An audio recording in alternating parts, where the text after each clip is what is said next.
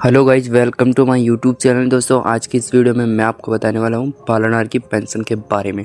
दोस्तों, सबसे बड़ा अपडेट तो मैं आज लेके आया हूं, पर दोस्तों आज मैं आपको बताऊंगा एक हमारे यानी कि सब्सक्राइबर का यानी कि जो स्टेटस होता है वो स्टेटस मैं आपको आज बताऊंगा इस वीडियो में।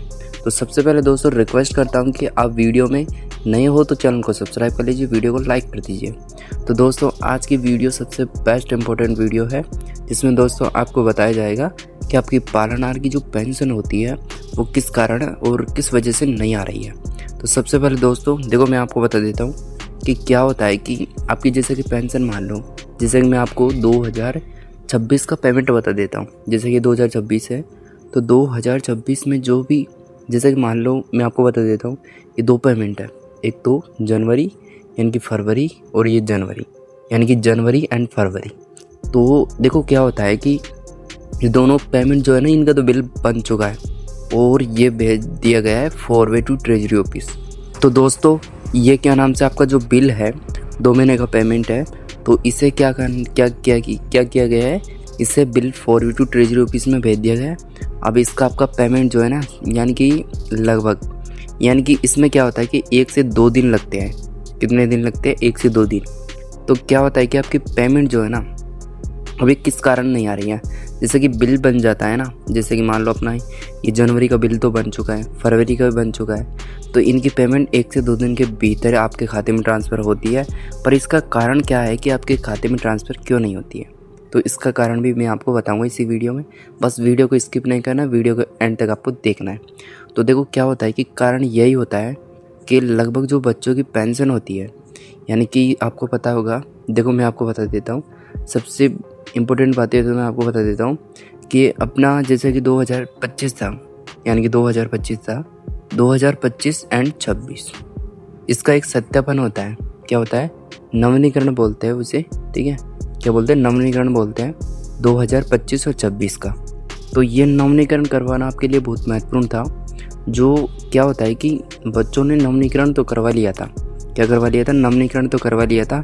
एक केवाईसी और होती है, केवाईसी होती है, यानी कि जैसे कि मान लो जिसके भी नाम से, यानी कि मान लो जिसके भी नाम से ये पालनहार यानी कि फॉर्म भरा गया है, जैसे कि मान लो बच्चे हैं, बच्चे के माता पिता हो या दादा दादी हो, तो उनका एक सत्यापन होता है।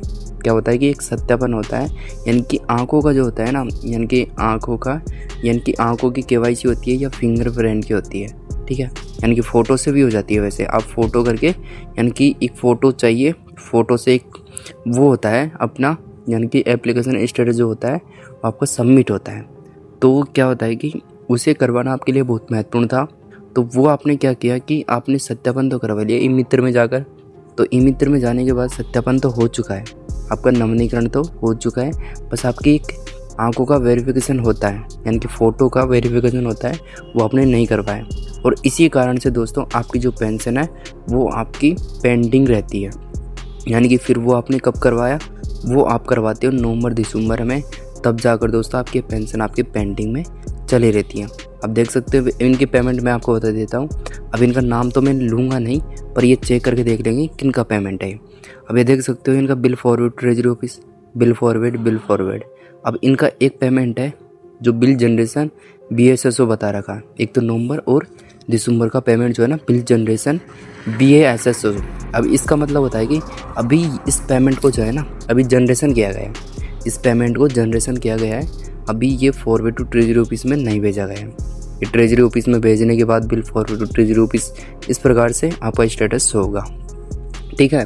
तो बिल जनरेशन BSSO में भेजा गया है अभी, तो लग सकता है काफ़ी समय भी लग सकता है, टाइम भी लग सकता है, पर कोई टेंशन लेने की ज़रूरत नहीं है। आपकी पेमेंट आपके खाते में ट्रांसफ़र हो जाएगी, बेफिक्र रहो, ठीक है?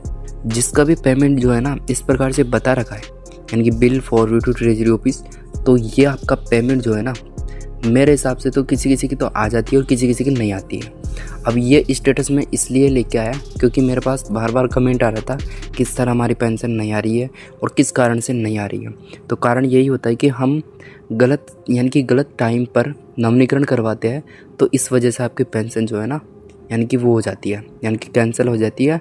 और इसी कारण से दोस्तों आपका पेमेंट सेक्शन नहीं भेजा जाता है, और इसी कारण से दोस्तों आपकी पेमेंट आपकी जो है ना पेंडिंग चल रही है। तो देखो क्या होता है कि मैं आपको बता देता हूँ। अब अपना 2026 चल चुका है, क्या चल चुका है 2026, यानी कि 2026 और 27 का आपको अब की बार आपको ध्यान रखना है जून या जुलाई में, यानी कि जून से पहले ही आपको नवीनीकरण करवाना है, वो जल्दी करवाना है। और नवीनीकरण में आपको ध्यान रखना है, क्या ध्यान रखना है, आंखों का वेरिफिकेशन करना, यानी कि फ़ोटो का वेरिफिकेशन होता है। जिसके नाम से स्टेटस है उसी के नाम से, जैसे कि मान लो इधर आपका नाम से होगा, इधर नाम से होगा, तो उनके नाम से ही उनका वेरिफिकेशन होगा। ठीक है, आपको क्या करना है, आपको पालनहार पोर्टल में जाना है और उसी से आपका हो जाएगा। तो वो तो मैं आपके लिए एक वीडियो बना दूंगा वेरिफिकेशन कैसे होता है, सत्यापन। बस आपको एक आवेदन जो होता है ना, उसे आपको वेरिफिकेशन करवाना पड़ता है ई मित्र के जरिए।